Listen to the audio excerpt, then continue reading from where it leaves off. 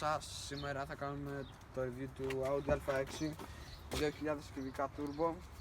Αλλά πριν αρχίσουμε, θέλω να σας πω ότι σε αυτό το κανάλι θα ανεβάζουμε βίντεο με αμάξια review σαν το Audi A6. Αυτά. Καταρχάς το κλειδί είναι αυτό εδώ. Ανοίγει έτσι και το προπαγκάς έτσι.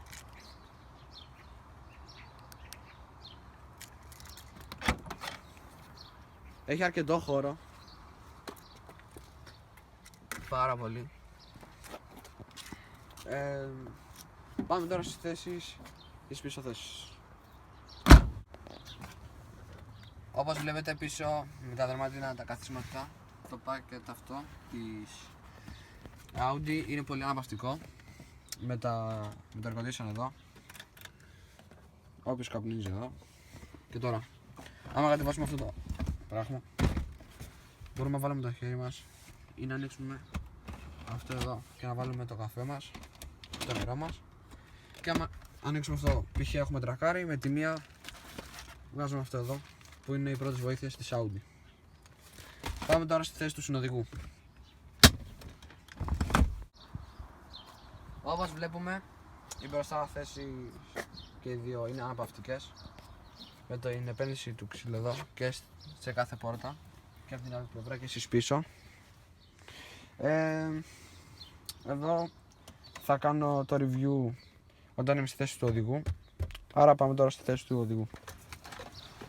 Θέλω να σου πω ότι το βίντεο θα συνεχίσω εγώ από εδώ και πέρα. Είμαστε στη θέση του οδηγού, ένα πολύ ωραίο σαλόνι και πραγματικά είναι πολύ όμορφη αίσθηση για τον οδηγό. Βλέπουμε εδώ ένα δερμάτινο όμορφο τεμόνι και συνεχίζουμε στο κοντέρ, το οποίο απεικονίζει τα 280 χιλιόμετρα. Η συγκεκριμένη έκδοση φτάνει τα 250 χιλιόμετρα, η οποία είναι 210 επί. Συνεχίζουμε στον όμορφο μοχλό ταχυτήτων. Εδώ πέρα είναι το χειρόφρενο, άλλα διάφορα κουμπάκια. Εδώ πέρα βλέπουμε το κουμπάκι, το μοχλό για τη φωνή στο ραδιόφωνο. Συνεχίζουμε στους αποθηκευτικούς χώρους, εδώ είναι το μπέλις. Αν θέλουμε το κάνουμε σ' άλλο, ανάλογα που θέλουμε, το σηκώνουμε εδώ πέρα. Εδώ πέρα είναι ένας όμορφος αποθηκευτικός χώρος για ένα καφέ, για τσιγάρια, για τα πάντα. Το ξανακατεβάζουμε. Συνεχίζουμε, εδώ πέρα είναι για το air condition. Okay, και εδώ για το δεξί.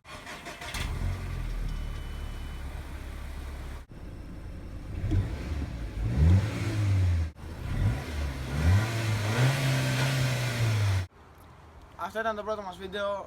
Like και subscribe γιατί μας βοηθάει πολύ, εάν σας άρεσε φυσικά. Θα συνεχίσουμε να κάνουμε σε αυτό το κανάλι και άλλα βίντεο με αμάξια, reviews στα αμάξια θα κάνουμε, θα σας ξαναγούμε. Εντάξει, αυτά.